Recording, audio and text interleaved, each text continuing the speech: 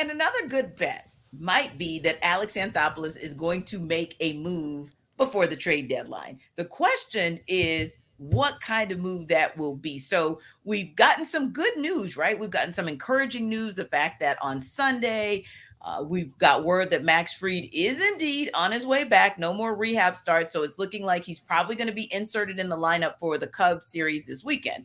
Right. That was yesterday. Then got more good news today that AJ Minter is done with his rehab assignments. He's off the IL, so he's on his way back. So you look at that, coupled with the exact thing you just said, Jarvis, about the Bats just going crazy 29 runs across the 3 games and a sweep of the Brewers, 5 out of 6, even in like the last, 10 days collectively. And you say to yourself, okay, you've got that piece with the Bats, right? And then you've Mm-hmm. got this piece where the Bats are now waking up again. And you've got this piece where you're getting Max Fried back and you're getting AJ Minter back. So, how much do those things, coupled with the fact that you look at the starts that you got this past weekend, you got a little bit of what you needed out of AJ Smith Sharper. Now you send him back to AAA. That's quite fine. Bryce Elder, you got pretty much what you needed out of him. How, Jarvis, do those things kind of dictate whether or not Alex Anthopoulos finally makes a big move? You Oh, know what? To I'm be. sorry, Jarvis. And might I Mm-hmm. add, because I know you're going to appreciate this. Mm-hmm. And part two of that, Jarvis, is how other moves around the majors may be dictating his moves. Ooh, when you think about like the Rangers trading Yes. for Max Scherzer and Jordan Montgomery. yeah, Jordan Montgomery and all that stuff, they just loading up and Yeah. it's starting pitching because we all know like the Braves scoring all these runs and all that stuff, that's all well and good. But when you start getting into those playoffs tees, Mm-hmm. like it's more so about timely hitting than versus trying to Mm-hmm. go yard because people are going to throw their best 3 guys out there, and you just going to have to be effective. And right now, who's going to be that 3 right now? Yeah. You know what I'm saying? Like I Yeah. know Elder. He's back. He had a couple of back-to-back starts where he's kind of looking like he's on the mend. Both of them Mm-hmm. against the Brewers, but hey, we'll take it. But and then Uncle Charlie had his struggles as of late, so and he's going to be on the mound against the Angels tonight at Truist Park. So I think for me though, like when given the landscape of like you said with the trade deadline, I go ahead and start with that one first. And you see all of the contenders are doing what they need to do. The Yeah. Dodgers, everybody out here Yes. doing what they need to do to to load up for the playoffs. And I think that there is something very interesting that I feel like that makes me feel like the Braves are actually going to do something. Because when you think about where we are as far as shortstop, right? The Orlando Arcia, he's pretty much locked in. And then you have the Braves go out and acquire Nicky Lopez. He plays shortstop, second base, third base, whatever, right? Right. Like, okay, like you got a young pup down there in Von Grissom that can play all those positions too. So I feel like this.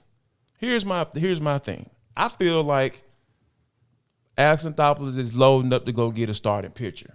Mm-hmm. I really feel like that's kind of where he's gonna lean towards going, getting right. When you're talking about a big move, if we're talking about a big move, I think that's starting pitcher.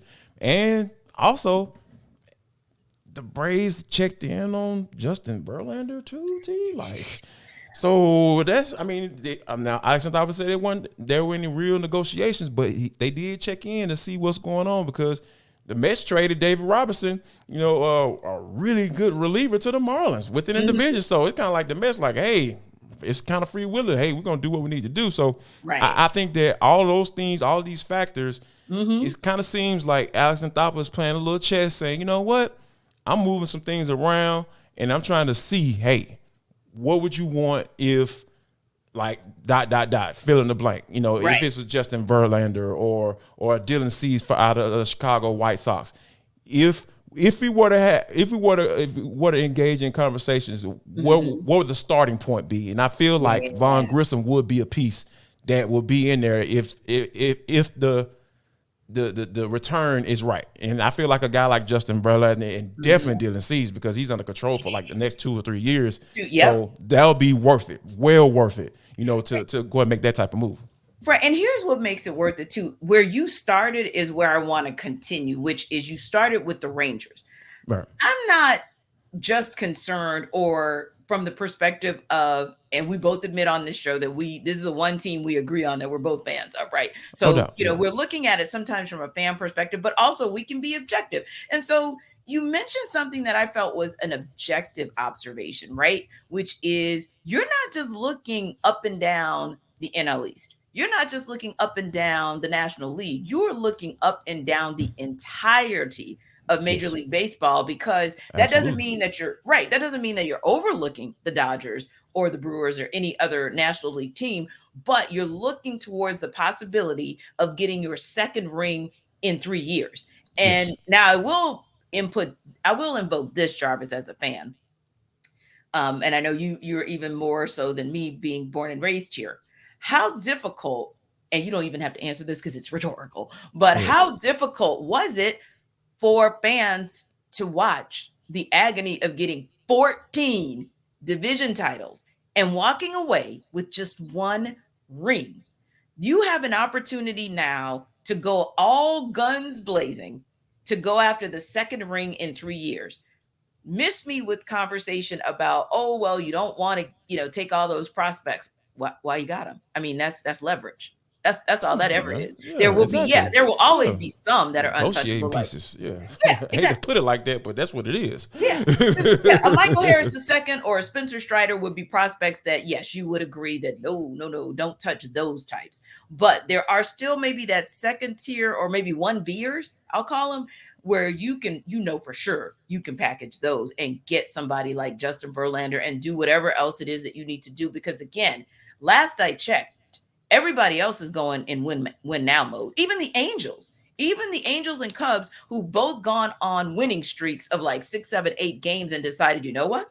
Maybe we're in this thing. So maybe we Why not? won't go fire sale after all. So if teams that are right at 500 are saying, nope, we're going to go ahead and go for this, why wouldn't we expect the same of Alex Anthopoulos, especially because we're probably only talking about one player away?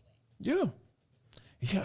And here's the thing, like that what makes it so attainable, right? Yeah. Because of, like, literally this lineup is loaded, and literally the biggest question mark right now. Like, I understand the whole bullpen piece, Mm-hmm. but that starting rotation is like, Yeah. are you? Oh, I mean, I know Elder has been pretty solid throughout the year. Went to the All-Star game for the first time, but would you put him over Justin Verlander in the Mm-hmm. playoffs, or would you put him over Dylan Cease in the playoffs? Those are the type of questions you have to answer. When it comes time to saying, hey, we're gonna be able to compete for a World Series, and we're gonna be able to do it right now. Right. Bryce Elder, 3 years from now, he might be able to. He might be that guy. He might be your third guy locked Yeah. in at their rotation. Yep. But now, I can't really say that. Like, I mean, I understand the whole ERA piece. He's looked good these last two starts, but Mm-hmm. I'm talking about right now, here in Right the now. moment, because you've already, thought out your whole future, because you locked all these young guys up.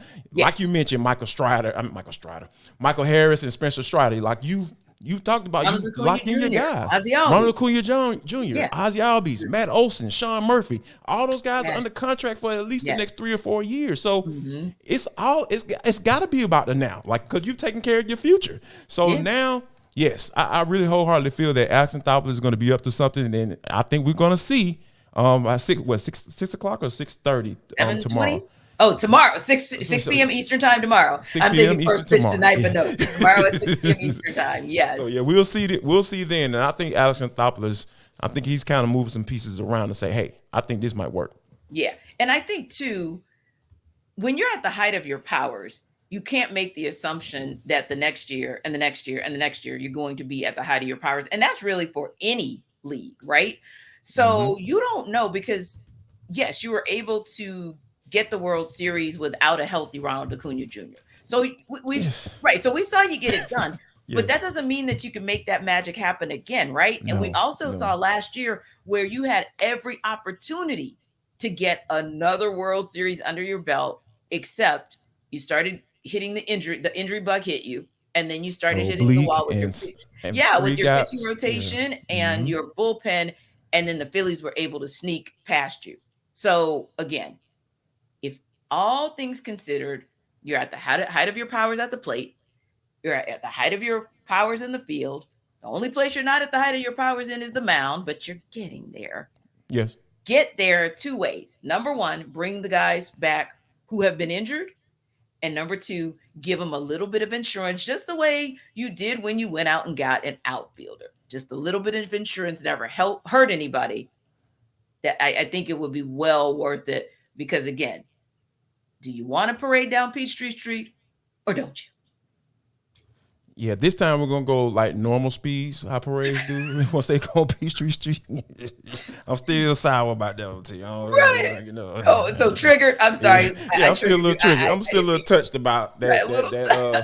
motor speedway type parade they went through downtown to get up to the Truist Parking and the Battery and all that stuff. Yeah, but anyway, Right. but yeah. Yeah. Continue. My bad. Continue. Right. Exactly. But you can see that Jarvis wants a do-over, and in a good and positive way. I'm sure the Braves would like a crack at a do-over too. But hey, listen, if they make any moves before 6 o'clock p.m. Eastern time tomorrow, you know we are going to tell you about it. We also have some more deep dives for Falcons training camp. You know those guys. You heard Pat's popping today in Flowery Branch. So we're going to talk more about that as well tomorrow. And of course, anything else that comes out of the Atlanta sports landscape, we got you. We got you right here on ATL Day Ones. So make sure that you guys check out the videos, drop something in the chat, especially if you were at the Dream game yesterday, post game, and you had a white t-shirt on, or a white, maybe it's a collared shirt, right? A white collared shirt, and you came up and said, "Hey, T, I watch you guys every day," and I didn't get your name, so I just wanted to shout you out to thank you for watching us. Tell all your friends to come and do the same. We appreciate you for that. And of course, do not forget to download us wherever you download your podcasts.